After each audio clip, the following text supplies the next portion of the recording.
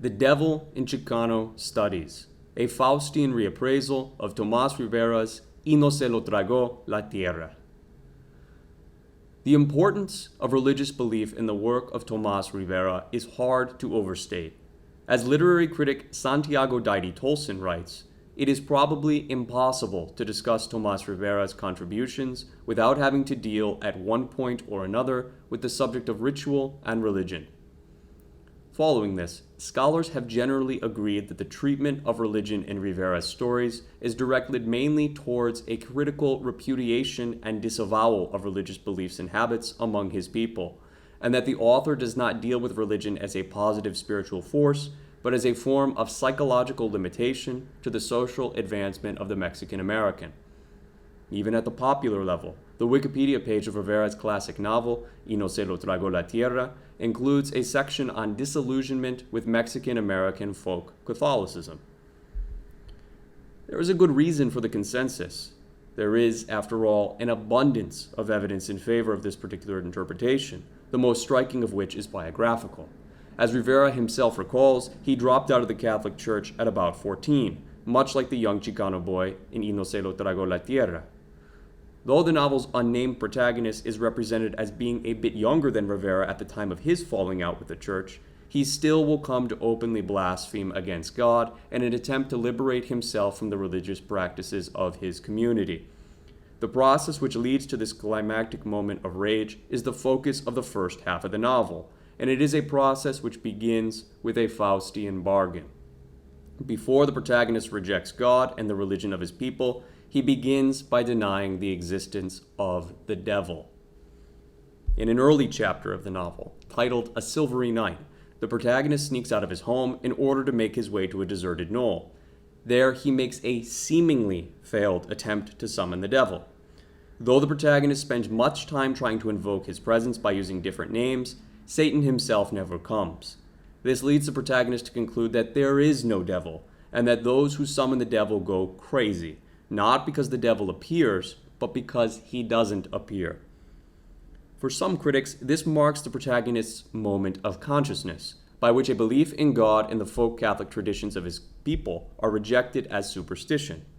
As one critic has observed, this gives the protagonist an almost Nietzschean serenity, a liberating, joyful wisdom, which is the result of his appropriation of the site of God's former existence as the place for his own self-determined presence. It is thus no wonder that some critics have labeled Y no se lo tragó la tierra una embestida contra la religiosidad. Though this critical narrative has been productive for our collective understanding of the text, it has in some respects blurred over the novel's more poignant ambiguities. To take the default narrative at face value is to ignore the complex ways in which the folk beliefs and religious practices of the Tejano community deploy their own narrative hermeneutic. To that end, we would like to propose an alternative reading of the novel, one which reads the protagonist's Faustian bargain as a real occurrence, as a moment in which the folkloric traditions of the Tejano community are given ontological reality and metaphysical weight. Here we propose an hermeneutic of credulity, one which seeks to reposition ourselves in relation to the novel by asking what the text would represent if the protagonist did in fact make a deal with the devil. Such a reading would have some critical precedence. In his 1994 Dancing with the Devil, Society and Cultural Poetics in Mexican-American South Texas, anthropologist Jose Limon catalogs moments in the novel in which the protagonist is shown to identify with the devil. As Limon observes, the protagonist of Y no se lo tragó la tierra makes a point of recalling the moment of his first fascination with the diabolic, namely the wearing of Don Rios' devil mask. In wearing the mask of the devil, the protagonist implies that he has taken on his persona. Such would also seem to be the case with Don Rios, for his extravagant name itself is a biblical allusion. As in the Gospel of St. Luke, Christ will make this notable remark about the nature of the devil. Yo veía a Satanás como un rayo que caía del cielo. Thus, returning again to Limon's remarks, Limon also notes that just before the protagonist begins his famous series of blasphemies in the novel's focal chapter, he is told by his mother that it's as if already the blood of Satan runs through your veins. suggesting an earlier adopted sonship, something which would agree with a more literal understanding of the events in A Silvery Night. Beyond this, we can observe that there is a strange textual logic to the folk beliefs presented in the novel, one which lends a certain explanatory power to these moments of alleged liberation. As one such example, the protagonist tells how his father used to tell him stories at night about witches, and how he would make them fall from the sky by praying and tying the 7 knots. We also learn that the witches appear in the early morning twilight, and that they resemble globes of light like fireballs bouncing off the telephone lines. Now, these seemingly innocuous comments serve an important clarifying function in the narrative. We can now see that this chapter, A Silvery Night, concludes with a tacit affirmation that something preternatural has in fact occurred. For the protagonist falls asleep gazing at the moon as it jumped through the clouds in the trees, as if it were extremely content about something. It is here that Rivera's subtlety shines through. This particular image of the moon is functionally indistinguishable from the image of the bouncing balls of light that the protagonist's father recalls seeing. That is, the witches, suggesting that he may in fact have summoned the devil, for evidently the witches are pleased. A similar reappraisal of the novel's concluding chapter can be made if we are willing to be credulous towards Tejano folk beliefs about Satan. Looking towards this last chapter, Under the House, or in the original, Debajo de la Casa, critics have made much of the protagonist's so-called epiphany, in which he realizes that he had made a discovery, one which allowed him to discover and rediscover and piece things together. These remarks are often taken to be a sign of the protagonist's coming of age, something like a portrait of the artist as a young Chicano. But what is worth observing here is the resonance which this final chapter holds with the protagonist's alleged first moment of diabolical fascination, namely, that both of these things occur debajo de la casa, a phrase which is, of course, the concluding chapter's title. Earlier, in A Silvery Night, we learned that the protagonist loved the town's pastorela place, where he could see Don Rayos with his black metal mask, with his red horns and black cape. Following this memory, the protagonist recalls how he found the costume and the mask under Don Rayos' house, or in the original Spanish, debajo de la casa de Don Rayos. Paralleling this, in Debajo de la Casa, the protagonist buries himself underneath one of his neighbor's homes in order to better contemplate the events of the past year, which are the previous chapters of the novel. Although the endeavor begins well, his meditation is interrupted by a group of children who have spotted him and decided to throw rocks at him. Later, a woman comes and pokes at him with a board, causing him to leave his hiding spot, walking away as if nothing had happened. And thus another seemingly innocuous detail can be explained by our hermeneutic of credulity. Right before the protagonist's climactic epiphany, underneath the house, the bored woman makes her solemn remarks. The poor family. First the mother and now him. He must be losing his mind. He is losing track of the years. And so after silently running away from the woman, the protagonist quietly protests that he hadn't lost anything, though the internal logic of the text is going to suggest otherwise. Here we can use one of the protagonist's neighbor's remarks about the summoning of the devil to make sense of the text's strange conclusion. Quote, I tell you, compadre, you don't fool around with the devil. There are many who have summoned him and have regretted it afterwards. Most of them go insane. Sometimes they get together in groups to call him so they won't be afraid, but he doesn't appear before them until later, when each of them is alone, and he appears in different shapes.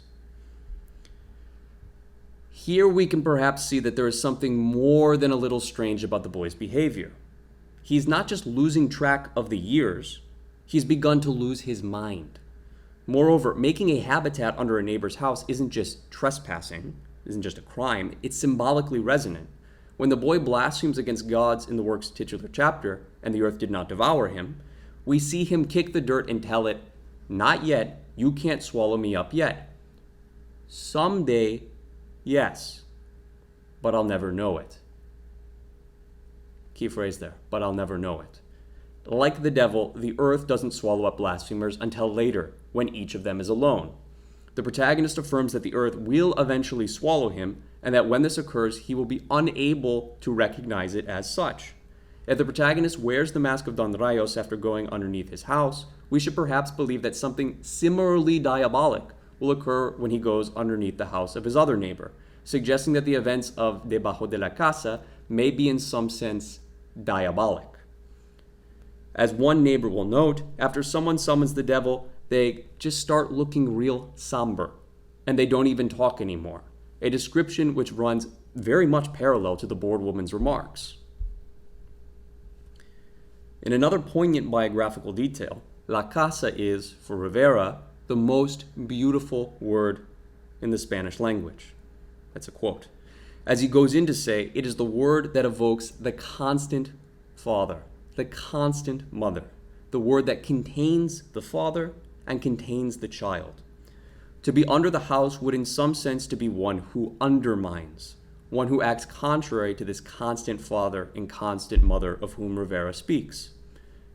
Against the narrative which sees the novel's conclusion as Nietzschean or liberatory, this credulous reading holds that the boy, no longer able to believe in a cosmic sense of justice or in the worldview held by his community at large, is thus unable to make sense of the horrors described in previous chapters, like the little burnt victims and the children couldn't wait, which are horrific.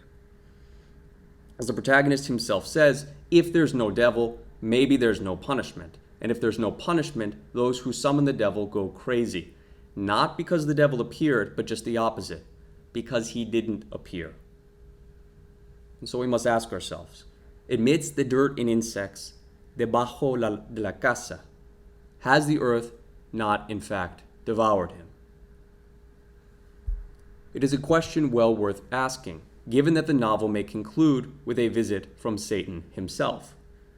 Recalling now the Tejano folk belief, we know that the devil appears in a different shape than one would expect, and only when one is alone, and not when he is initially summoned.